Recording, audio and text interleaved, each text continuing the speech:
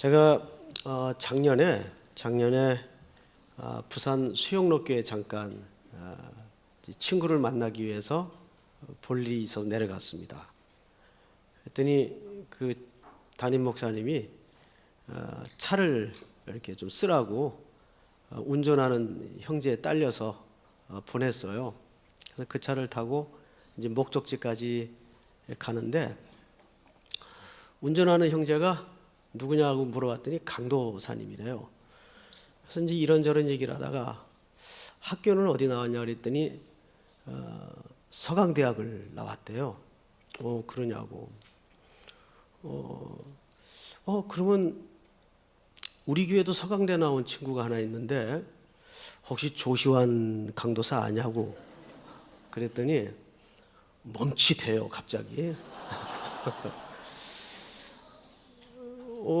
그 조시환 강도사가 강도사인 걸 보면 동기인데 혹시 조 강도사가 ROTC 출신인데 아냐 그랬더니 자기도 ROTC 출신이래요. 1년 후배래요, 후배. 그래서 제가 잘 됐다 싶어가지고 조시환 강도사가 군 생활 때 어땠냐고 과거를 좀 캤어요. 그랬더니 갑자기 긴장을 하면서 침묵 모드로 들어가더니 빡셌습니다 그래요. 근데 그 뒤에 말이 참 남아요. 그런데 지금 거쳐간 선임을 기억해 보면 제일 고마운 분으로 자기 마음속에 기억이 됩니다 그래요. 왜 고맙냐 그랬더니 빡세서 고맙대요. 그 말이 갖는 의미는 뭐냐 하면 뭐든지 대강 하는 법이 없대요. FM대로 원칙대로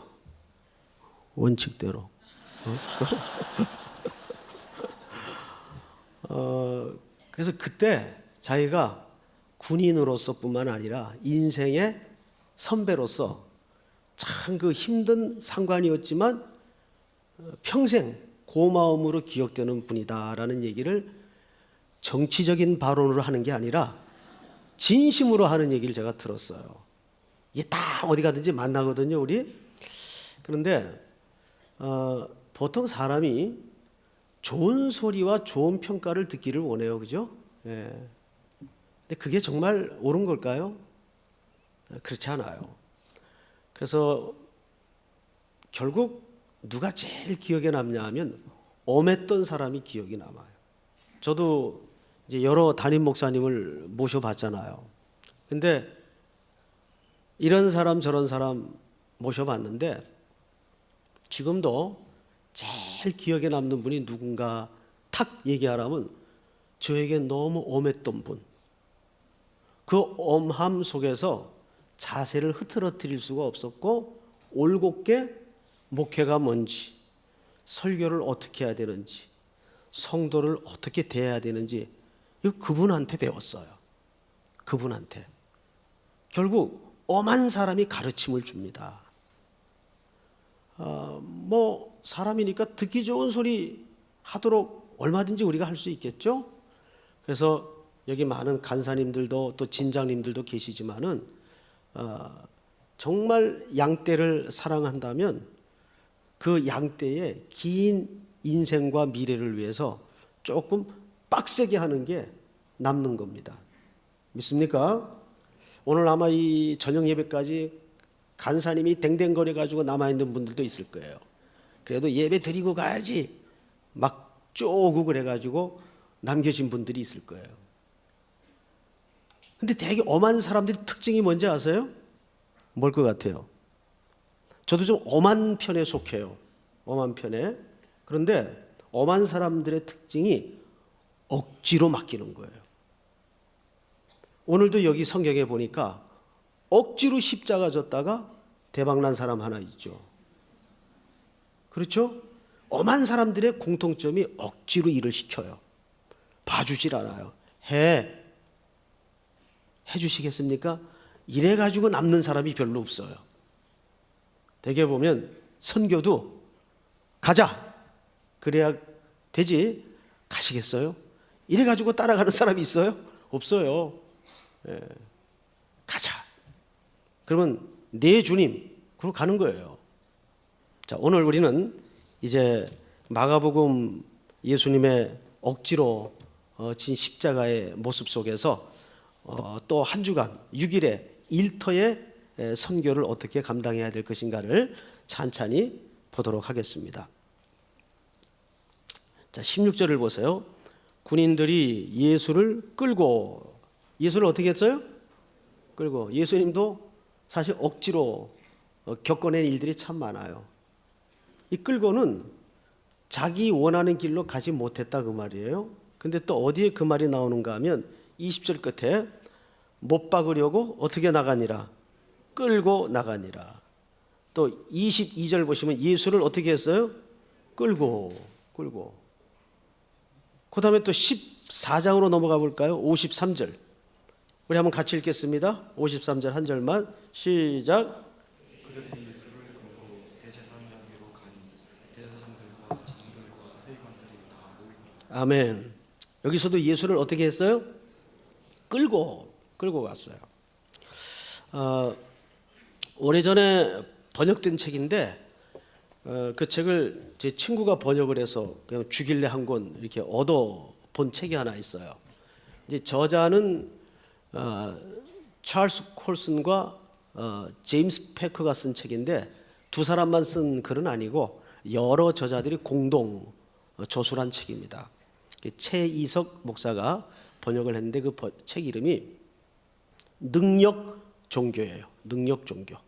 오늘날의 한국 교회 복음뿐만 아니라 소위 세속화된 기독교의 문화와 복음을 굉장히 날카롭게 지적한 굉장히 읽기 어려운 두꺼운 책이에요. 굉장히 두꺼워요, 책이.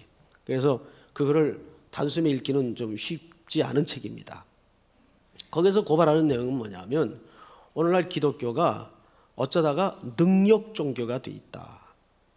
여러분 혹시 그 인터넷에 돌아다니는 이런 그림 본 적 있을 겁니다. 예수님이 십자가에 달렸는데 갑자기 근육질의 남자가 돼가지고 십자가를 막 우두두두둑 부수고 아주 험한 얼굴로 그 밑에 조롱하던 또 로마의 군병들을 향해서 막 인상을 쓰는 그런 능력 종교의 그 그림다운 모습을 한번 본 적이 있을 거예요. 이 십자가가 양쪽에서 두두둑 다 부러지고 줄이 풀어지고 거의 터미네이터 수준의 예수님이 거기에 그려져 있어요. 그것은 사실 우리 기독교의 비틀려진 상황을 심층 고발하는 내용이죠.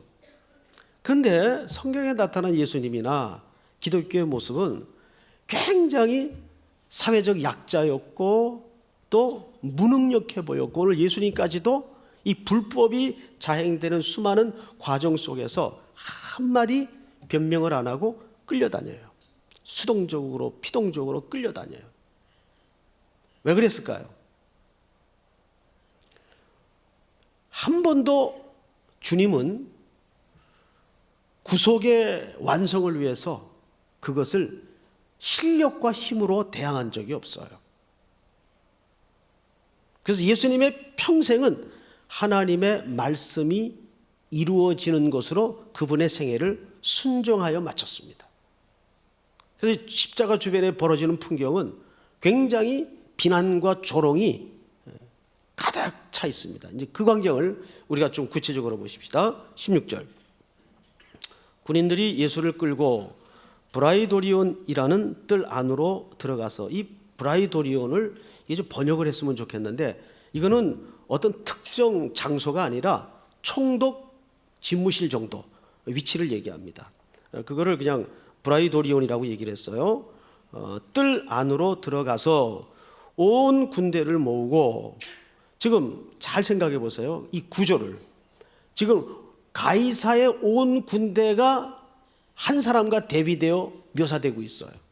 그 한 사람은 누구냐면 아시는 대로 예수님입니다. 그런데 이 예수와 온 군대가 지금 집합되어 있습니다. 얼마나 정반대의 극과 극에 달하는 그림일까요? 근데 온 군대가 왜 모였는가 하면 힘으로 이 구속자이신 예수 그리스도를 잡기 위해서 모였어요. 그리고 거기에 예수님은 무기력하게 끌려다니고 그냥 당합니다. 근데 그것이 구원을 위해서 하나님의 모든 구속의 과정에 필요한 그림이었어요. 그리고 이제 이렇게 조롱을 당합니다.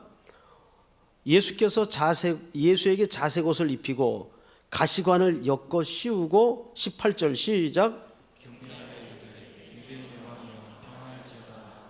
여기에 경례는 무슨 뜻일까요? 예를 표한 걸까요? 아닙니다. 조롱이죠. 조롱. 당신이 유대의 왕이라면서 그러면 절을 받으시오. 그 십자가에서 한번 호령 소리를 내고 내려오 보시오. 그러니까 예수님의 모든 인생은 처음과 끝이 시험에서 시험으로 끝나요. 공생애를 시작하시면서도 사단에게 시험을 받죠. 제일 먼저 시험이 뭡니까? 이 돌들을 명하여 떡덩이가 되게 하라. 이것이 오늘날에도 끊임없이 우리가 요구하는 능력 종교 아닙니까? 살아계신 하나님이라면 이 돌들을 떡덩이로 만들어 주시옵소서. 천하만국 영광을 보이면서 이것이 내 것이다. 네가 하나님의 아들이어든 뛰어내려라. 하나님이 살아계시다면 너를 천군 천사를 동원해 내 발을 받으실 것이다. 우리도 예수님이 우리 인생의 갈급한 문제에 부딪힐 때마다 그런 종교, 그런 기독교, 그런 복음이었으면 좋겠죠. 그런데 예수님은 그 모든 유혹을 다 1절 여호와의 말씀으로 거절합니다. 대항합니다. 그러면서 오히려 그 유혹을 빌미 삼아서 사람이 떡으로만 살 것이 아니요 여호와의 입에서 나오는 모든 말씀으로 살 것이니라. 거기에서 떡의 문제는 바로 장차 진정한 생명의 떡이신 자신을 가르쳐 하시는 말씀이에요. 결국 인류는 나를 통해서만 소망이 있도록 돼 있다. 그러기 위해서 내가 죽어야 된다. 이것이 기독교가 갖는 복음의 실체요 역설입니다. 그래서 기독교는 죽어야 사는 종교예요. 그래서 항상 예수 믿는 사람들 또 예수 그리스도를 제자의 이름으로 따르는 사람들은 복음과 함께 고난을 받으라 그랬어요. 늘 그리스도인들은 세상에서 밟히는 모습이었고 갇히는 모습이었고 묶이는 모습이었고 고난당하는 모습이었어요. 내 남은 고난을 채우라. 복음과 함께 고난을 받으라. 이것이 후배 성도들에게 목회자들에게 사도 바울이 남겼던 유언 같은 글 아닙니까? 복음과 함께 고난을 받으라. 자, 그런데 오늘 여기에 우리가 한 가지 짚고 넘어가야 될 대목이 나오죠. 19절 갈대로 그의 머리를 치며 침을 뱉으며 꿇어 절하더라. 희롱을 다한 후에 자색옷을 벗기고 도로 그의 옷을 입히고 십자가에 못 박으려고 끌고 가니라. 자, 우리는 이렇게 희롱당하고 조롱당하는 모습이 그냥 일반적으로 로마 군병들의 더러운 짓에 예수님이 자신을 맡겼는가? 자, 시편에서는 이것이 이미 하나님의 예언 속에 이렇게 예언되어 있어요. 보실까요? 시편 22편을 보세요. 시편 22편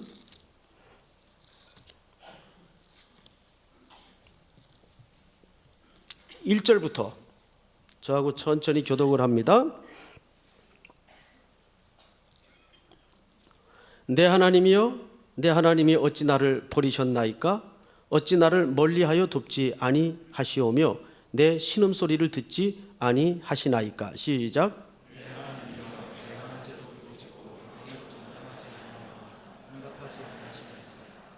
이스라엘의 찬송 중에 계시는 주여 주는 거룩하시니이다.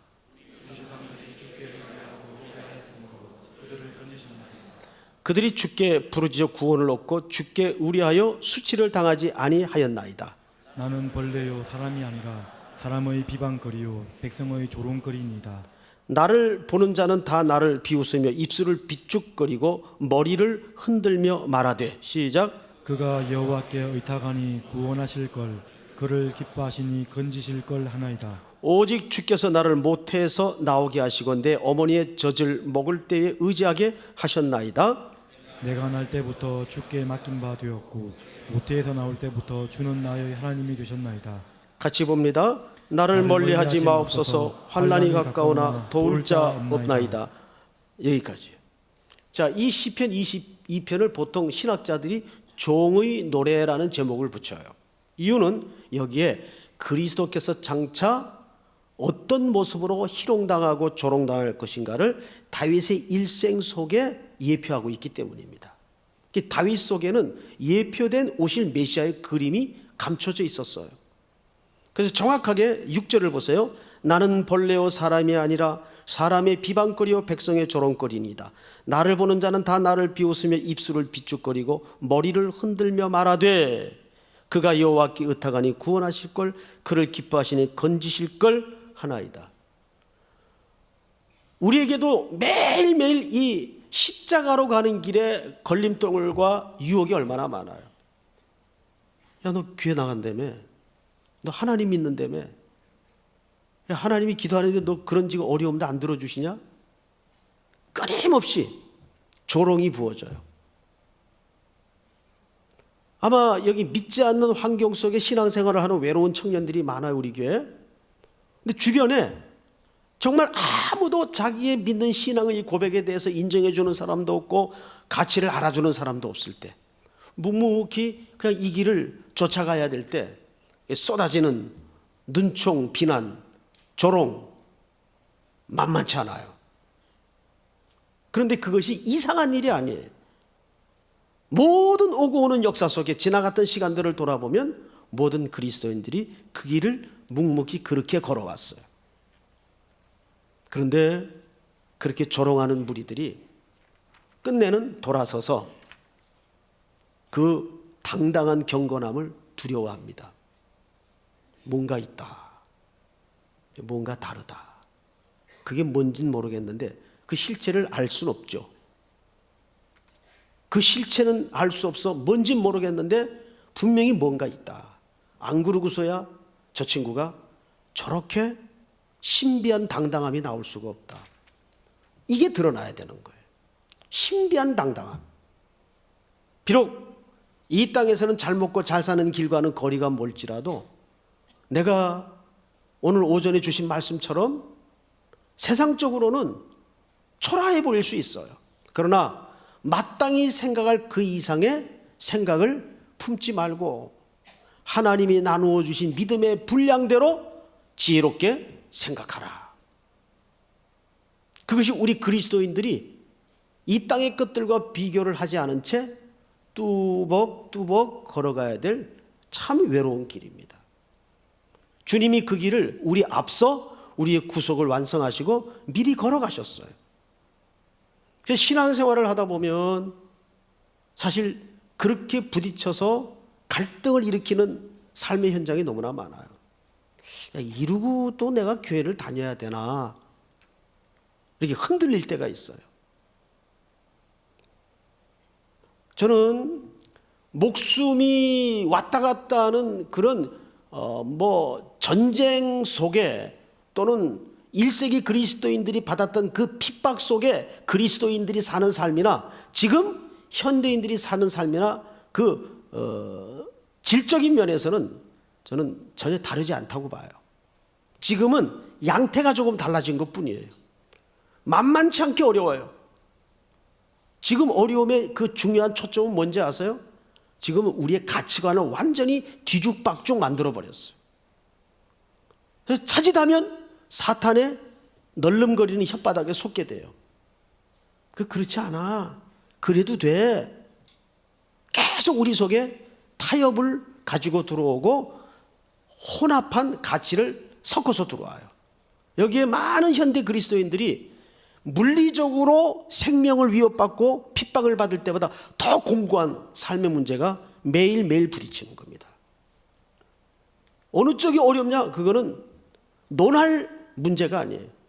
그때는 그게 어려웠지만 지금은 현대인들이 이 복잡한 사탄의 문화에 지배된 이 더러운 가치관 속에서 살아가는 이 삶 자체도 만만치 않게 어려운 문제예요. 어려운 싸움이에요. 자, 이제 마가복음으로 다시 가서 성경을 보십시다.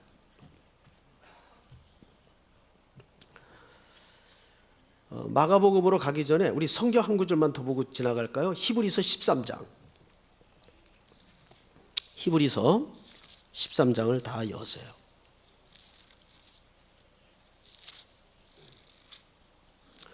11절부터 제가 좀 읽겠습니다. 11절부터. 이는 죄를 위한 짐승의 피는 대제사장이 가지고 성소에 들어가고 그 육체는 영문 밖에서 불사름이라. 12절 다 같이 시작. 그러므로 예수도 자기 피로써 백성을 거룩하게 하려고 성문 밖에서 고난을 받으셨느니라. 같이 읽습니다. 그런즉 우리도 그의 치욕을 짊어지고 영문 밖으로 그에게 나아가자. 아멘. 자, 여기서 히브리 기자가 뭐라 그래요? 영문 밖으로 치욕을 받으러 나가시는 예수님이 걸으셨던 그 길을 우리도 짊어지고 따라가야 된다 그 말이에요. 그래서 예수 믿어서 복을 받고 예수 믿어서 영광을 얻는 것은 기독교가 약속하는 내용이 아니에요. 믿습니까? 여러분, 박윤선 박사님이 오래전에 한국교회를 향해서 이런 얘기를 하셨어요. 오늘날 한국교회에 문제가 있다면 하나님의 말씀대로 살다가 망한 교회가 없어서, 문 닫은 교회가 없어서 문제일 수도 있습니다. 이것이 80년대 초에 돌아가시기 얼마 전에 남기신 그 후배 신학생들을 향한 유명한 얘기예요.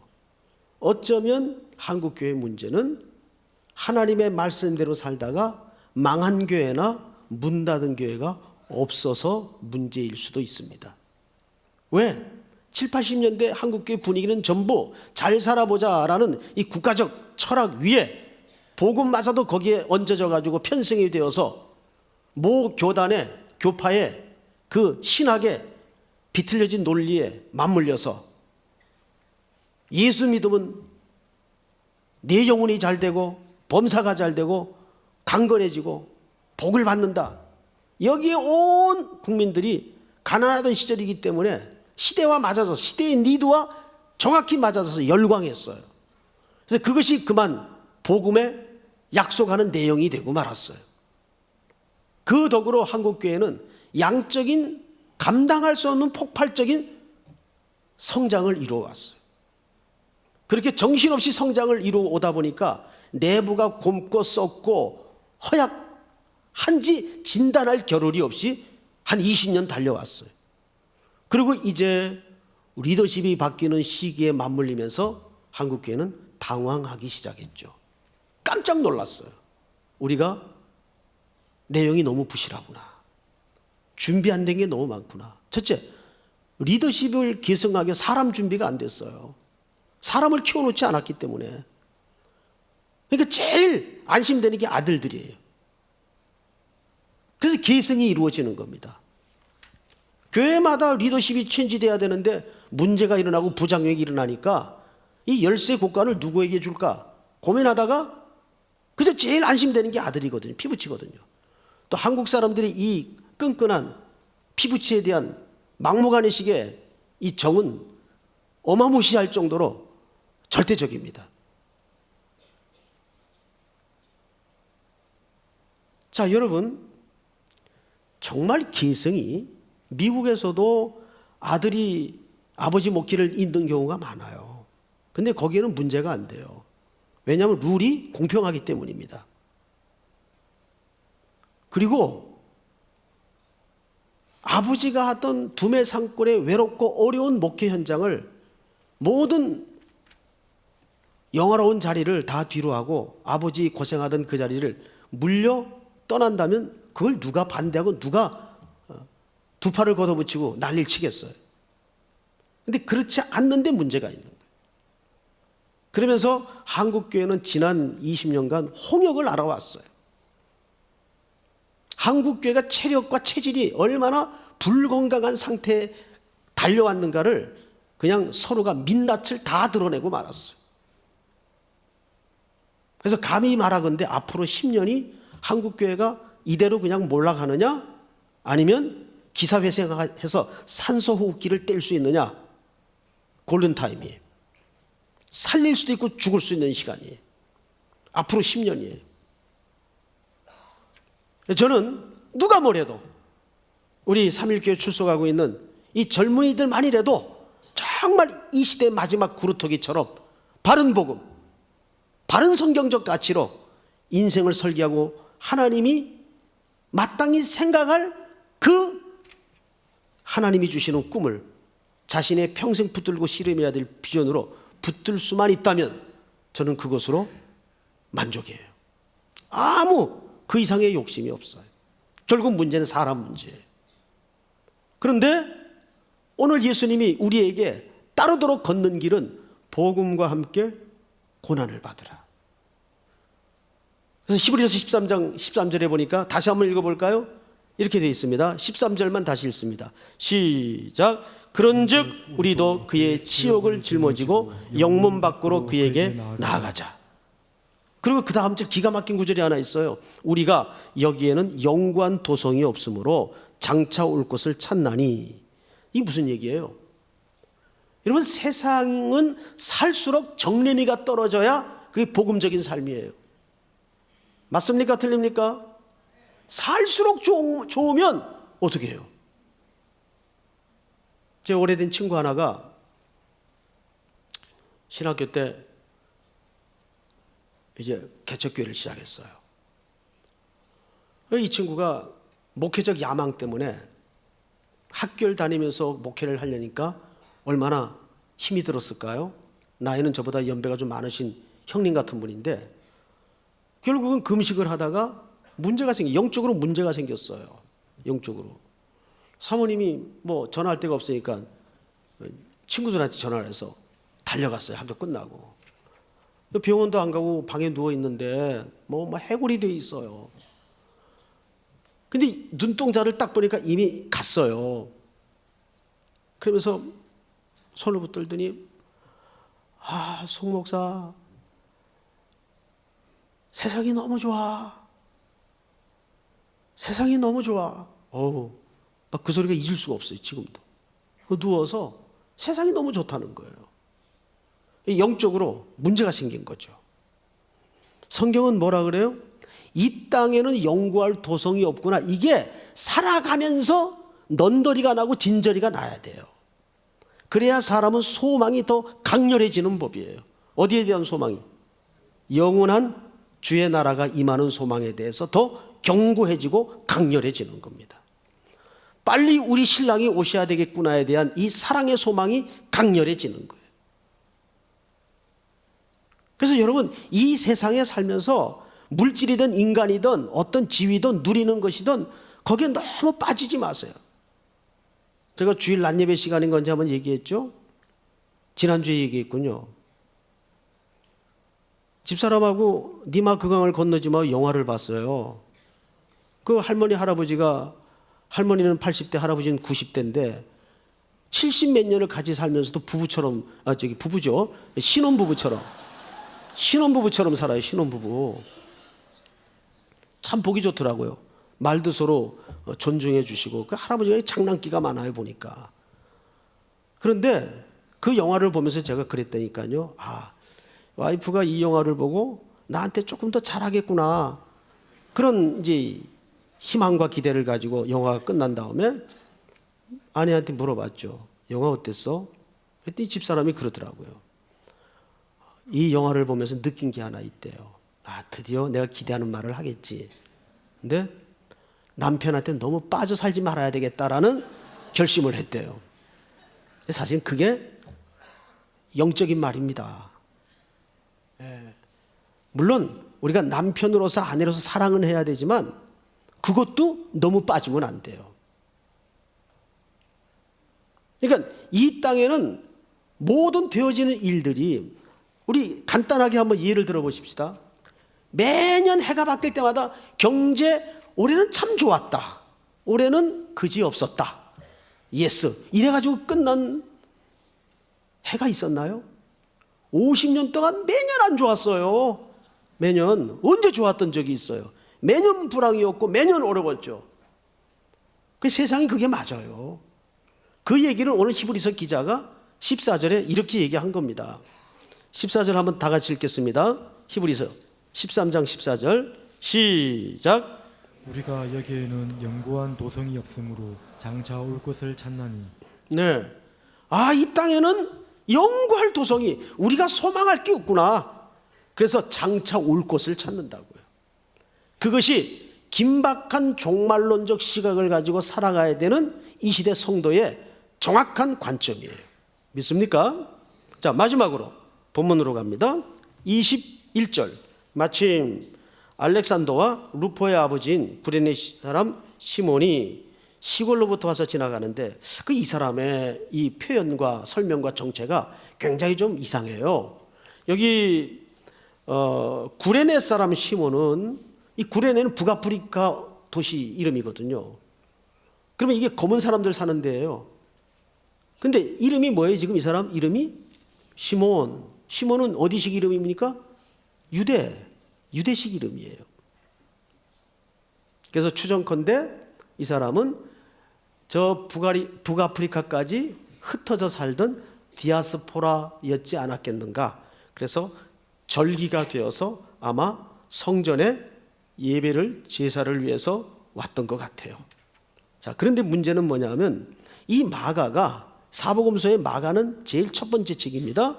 이 마가가 뭐라고 설명을 구체적으로 붙여놨는가 하면 마침 알렉산더와 루포의 아버지 구레네 사람 시몬이 누구의 아버지로 밝혀지고 있어요? 루포의 아버지. 루포의 아버지. 자, 우리 로마서 16장을 한번 열어보십시다. 이제 앞으로 우리가 로마서 16장을 보겠지만 13절 16장 13절 다 같이 읽겠습니다. 시작. 주 안에서 택하심을 입은 루포와 그의 어머니에게 명하라. 그의 어머니는 곧 내 어머니니. 네, 사도 바울이 마지막 쭉 사람에 대한 안내를 하면서 여기 루포가 나와요. 그리고 그 루포의 어머니는 뭐래요? 예, 내 어머니. 그의 어머니는 곧 내 어머니라. 이것은 보통 관계가 아니에요. 그러니까 루포와 그의 어머니가 후에 사도 바울의 신실한 뭐가 되어 있는 겁니까? 복음의 동지가 되어 있는 거예요. 근데 이 아버지가 어떤 사람이었는가 하면 그냥 십자가 지는 그 영문 밖으로 치욕을 뒤집어 쓰고 끌려가던 그 예수님 그 길가에 서 있다가 얼떨결에 십자가를 대신 진 사람이에요. 그 십자가를 왜 대신 졌는가 하면 그만큼 예수님의 육신의 상태가 무너져 있었어요. 예수님이 지셨던 십자가는 T형 십자가가 아니고 말 그대로 정확한 십자가였습니다. 어떻게 처형을 하냐 하면 이 세로 막대기는 이미 형장에 세워져 있습니다. 그리고 가로 막대기를 자기가 지고 올라갑니다. 그런데 이미 밤새 신문을 받으시고 채찍에 맞아 고난당하시던 예수님은 그것마저도 지고 올라갈 수 있는 기력이 남아있질 않았어요. 무너져 있었습니다. 그래서 예수 그리스도께서 뭐라 그랬어요? 암시적으로 내 남은 육체의 고난을 채우라 그랬어요. 이 구원의 역사마저도 오늘 길가에 서 있던 시몬이 억지로 로마 군인들에게 명령에 의해서 동원이 됩니다. 그런데 재밌는 법은 이 당시에 로마 정부가 법을 하나 재밌는 걸 만들어 놨어요.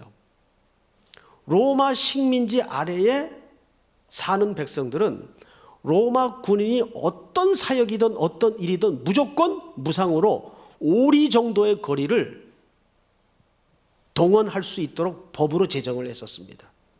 그래서 길 연도에 서 있던 시몬이 지적을 당합니다. 그런데 이렇게 억지로라도 졌던 십자가가 나중에는 이 사람 집에 구원이 임하고 이 아들들과 그리고 그의 아내가 나중에 뭐가 돼 있어요? 사도 바울의 복음의 동역자가 돼 있어요. 억지로 진 십자가. 신앙생활을 하다 보면 늘 즐거워서 지는 일만 있는 건 아니겠죠. 때로는 힘들지만 맡겨서 얹어서 지고 가야 될, 징징 울면서 지고 가야 될 인생의 십자가가 있어요. 그런데 그거를 묵묵히 잘 감당할 때 하나님께서는 우리에게 상상도 할 수 없는 아름다움, 영화로움으로 반드시 덮으시고 갚으시는 줄을 믿으시기 바랍니다. 우리 다 일어나십시다. 우리 찬송가 145장. 오 거룩하신 주님,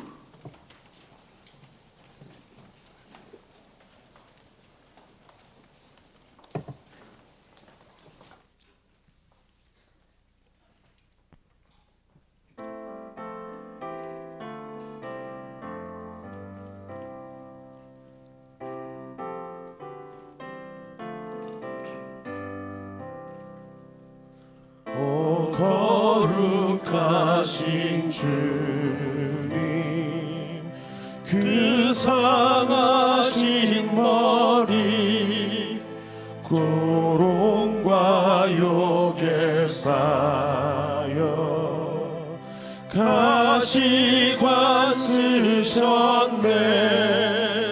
아침에처럼 밝던 주님의 얼굴이 고통과 지옥으로 창백해지셨네. 주 당하신 그 고난 죄인 위함이라 내 지은 죄로 인해 주 형벌 받았네. 내 주여 비옵나니 이 약한 죄인을 은혜와 사랑으로 늘 지켜주소서. 나 무슨 말로 주께 다 감사드리랴. 끝없는 주의 사랑 한없이 고마워.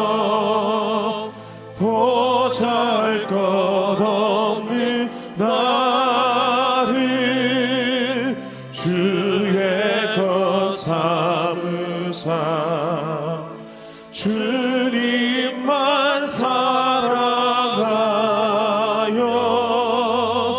나 살게 하소서. 1절만 다시 합니다. 오 거룩하신 주님, 그 상하신 머리 조롱과 욕에 쌓여 가시관 쓰셨네. 아침에처럼 밝던 주님의 얼굴이 고통과 지옥으로 창백해지셨네. 3절. 나 무슨 말로 주께 다 감사드리랴.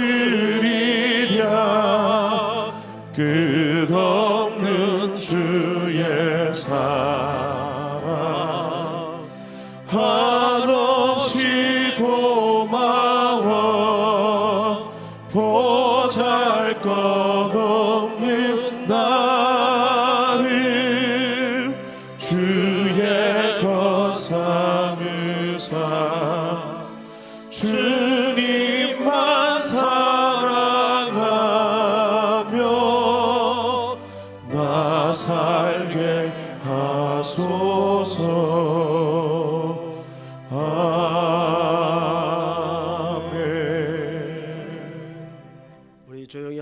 삼으십시다. 오늘 종일 이곳에서 우리는 만남을 가지고 주님 앞에 서고 이웃인 성도 앞에 서 있었습니다. 이제는 문화도 가치도 관점도 철학도 삶의 방향도 다른 일터로 돌아가서 우리는 또 선교사로 보내어집니다. 6일의 일상의 삶 속에 주님 파송되어지는 선교적 제자가 되게 하시고 그 자리에서 오늘 주신 말씀처럼 주님이 온 지옥을 뒤집어 쓰고 영문 밖으로 나가셨던 것처럼 우리에게 그런 시간, 그런 경우들이 부닥친다 할지라도 묵묵히 주님 걸으셨던 그 길을 따르는 제자로 기쁨을 갖도록 은혜를 주시옵소서. 또 이어 출발되는 장흥 목포 선교위에 놀라운 하나님의 영적인 부흥과 목포 땅의 장흥 땅에 어둠이 거두어지게 하시고 하나님의 나라가 임하는 복된 광경을 보게 하여 주시옵소서.